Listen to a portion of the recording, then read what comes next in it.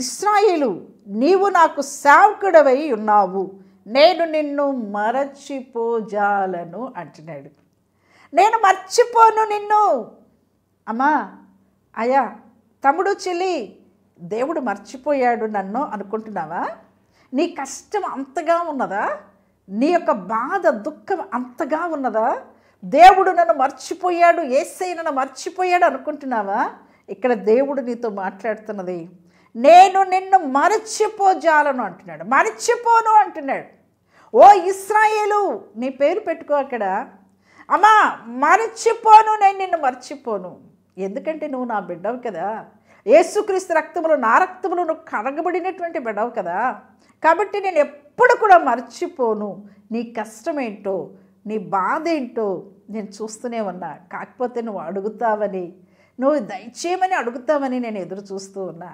నువ్వు అడిగితే నేను ఇచ్చేటువంటి వాడిగా నేను ఉన్నాను అని దేవుడు అక్కడ మాట్లాడుతూ ఉన్నారు. నీవు నా సేవకుడివి, నేను నిన్ను కన్నాను కనుక ఖచ్చితంగా నేను నిన్ను మర్చిపోను, నేను నిన్ను జ్ఞాపకం పెట్టుకుంటాను అన్నాడు దేవుడు. చూడండి, అక్కడే 49వ అధ్యాయం 16వ వచనం చూస్తే, చూడుము, నా అరిచేతుల మీదనే నేను చెక్కి ఉన్నాను అని చెప్తూ 15వ వచనంలో, స్త్రీ తన గర్భమున పుట్టిన బిడ్డను కరుణింపకుండా తన చంటి పిల్లను మరచునా, వారైనా మరచుదురు, కానీ నేను నిన్ను మరువను అంటున్నాడు.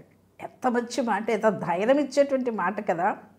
నిజమే, ఈ లోకంలో మనకు కష్టాలైనటువంటి సాతానుడు అనేకమైన శోధనలు, కష్టాలైనటువంటి వస్తాయి, పెడతాడు వాడు. ఎందుకంటే మనము మన విశ్వాసంలోంచి తొలగిపోవాలని, దేవుని యొక్క ప్రేమ నుంచి మనం తొలగిపోవాలని, దేవుడిచ్చినటువంటి ప్రతి ఆ యొక్క మంచి గుణముల, స్వభావముల నుంచి బయటికి వచ్చేసేయాలని వాడు అనేక రీతిలుగా మనం శోధిస్తాడు. అలాంటి కష్టములు, నిందలు, ప్రెషర్ తెచ్చిపెడతాడు ఈ లోకంలో మనకి. అయితే వాటన్నిటిలో నుంచి మనల్ని తప్పించగలిగిన దేవుడు మన దగ్గరే ఉన్నాడు అనే విషయాన్ని మనం జ్ఞాపకం చేసుకోవాలి. అక్కడ మనం ఒకసారి శిష్యులు యేసు ప్రభు నావలో వెళ్తున్నప్పుడు అక్కడ ఏమైందండి, పెద్ద తుఫాన్ వచ్చేసింది. నావైతే చిన్నదే, కానీ పెద్ద తుఫాన్ వచ్చేసింది. వాళ్ళంతా ఆ అలల చేత కొట్టబడుతూ అక్కడ యేసయ్య నిద్రపోతూ ఉన్నాడు అక్కడ అమరమందు. అక్కడికి వెళ్ళి వాళ్ళు ఏమంటారో తెలుసా? ఏంటి నీకు చింత లేదా? మేము చచ్చిపోబోతున్నాం, ఏంటి ఎలా నిద్రపోతున్నావు అని అడిగినప్పుడు, అల్ప విశ్వాసులారా అంటాడు. అక్కడే ఉన్నాడు దేవుడు.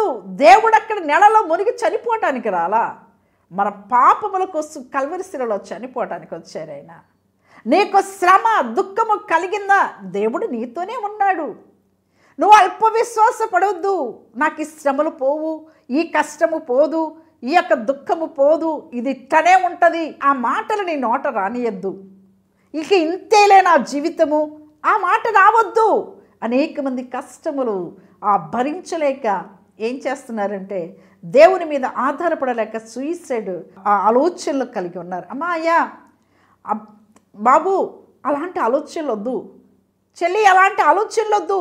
సరిగా చదవలేదా? రిజల్ట్ సరిగా రాలేదా? నీ భవిష్యత్తులో ఏదైనా ఫెయిల్యూర్ అయిందా? నీ ఫ్యూచర్లో ఏదైనా నువ్వు అనుకున్నది ఫెయిల్యూర్ అయిందా?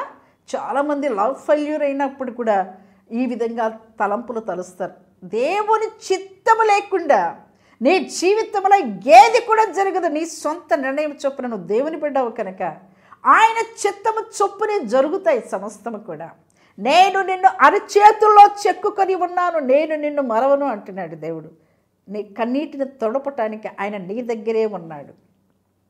ఎంత పెద్ద తుఫాను లాంటి శ్రమలు నీ మీదకి వచ్చినా దేవుడు నేను నీతోనే ఉన్నానని అభయం ఇస్తూ ఉన్నారు. నీ కుటుంబంలో ఉన్నటువంటి సమస్యలు తీర్చడానికే ప్రభు నీ దగ్గరికి వచ్చాడు. నీవు దేవుని తెలుసుకున్నావు, ప్రభు జ్ఞాపకం చేసుకోమని నువ్వు ప్రార్థిస్తే చాలు, ఆయన పరిగెత్తొచ్చి నీ సమస్యలు తీర్చగలిగినటువంటి వారు.